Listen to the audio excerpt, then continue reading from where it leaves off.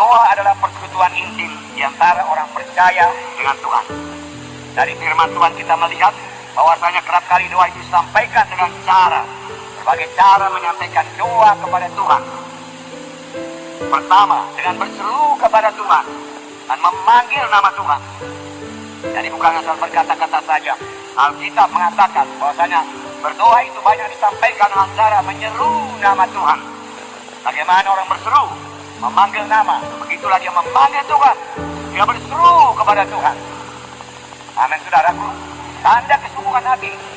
Memang hanya doa yang sungguh-sungguh saja yang didengarkan Tuhan. Amin. Berseru kepada Tuhan, memanggil nama Tuhan. Banyak ayatnya, saya ambil Kejadian 4:26. Lahirlah seorang anak laki-laki bagi Set. Dan juga anak itu dinamainya Enos. Waktu itulah orang mulai memanggil nama Tuhan. Amin. Orang mulai memanggil nama Tuhan. Memanggil nama Tuhan membawa berkat dalam kehidupan kita. Amin. Kemudian berdoa itulah mencari Tuhan. Yesaya 55:6 berkata, carilah Tuhan, lama ia berkenan ditemui. Berserulah kepadanya, lama ia dekat. Jadi carilah Tuhan, lama ia berkenan ditemui. Berserulah kepadanya, lama ia dekat. Kemudian menghampiri tahta kasih karunia dengan keberanian. Itulah doa. Kita melihat dengan tadi mulai kuasa darah Yesus, yaitu dengan berani dan penuh keyakinan kita dapat memasuki tahta Tuhan dengan bersalin darah Yesus.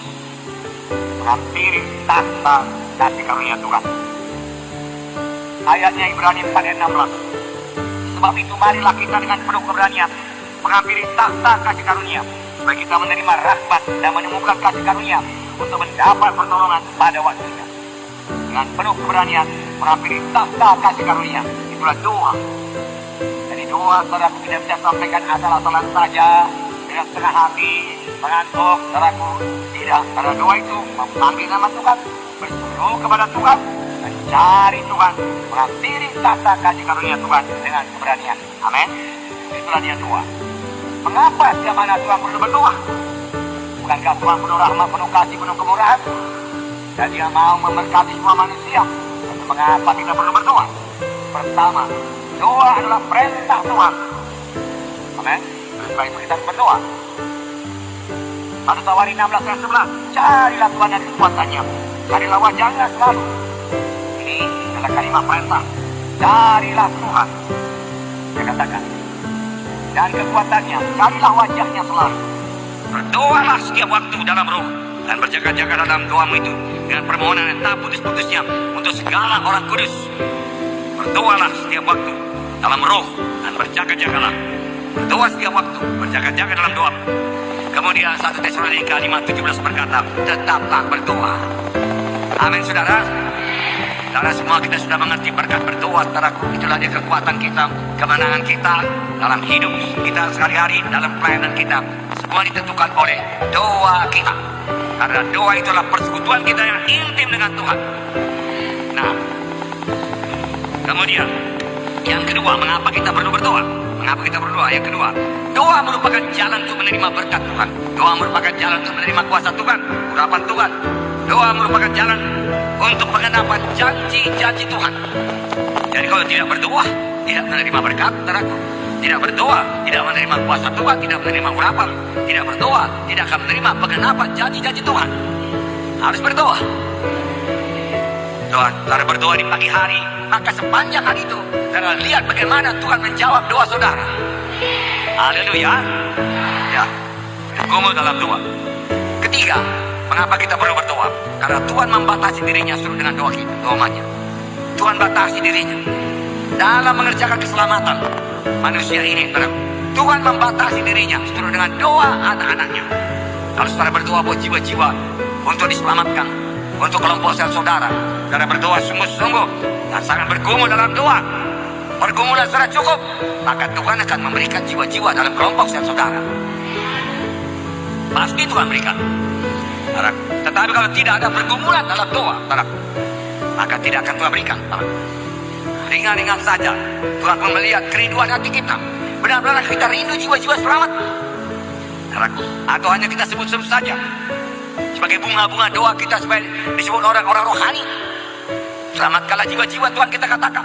Tetapi kita tidak rindu sungguh-sungguh, Tuhan tidak akan berikan, karena Tuhan melihat hati. Amin saudaraku. Kalau saudara mohon sungguh-sungguh, Tuhan pasti berikan jiwa-jiwa.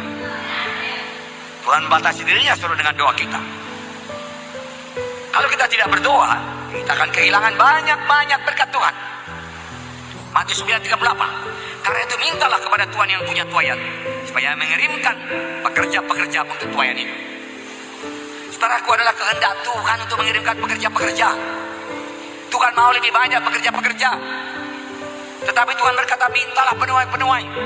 Mintalah pekerja-pekerja untuk ladangku. Tuhan berkata, Tuhan tidak bisa bekerja sendiri untuk keselamatan jiwa-jiwa.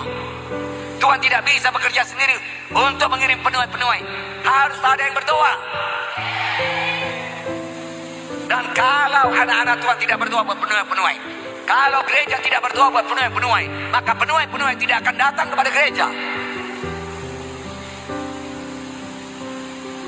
Kenapa Tuhan tidak berkata, begini tuayan sudah menguning, sudahlah aku kirim lagi 1000 orang penuai, semuanya dipenuhkan dengan Roh Kudus, tanda ajaib mujizat dan kuasa Tuhan aku urapi?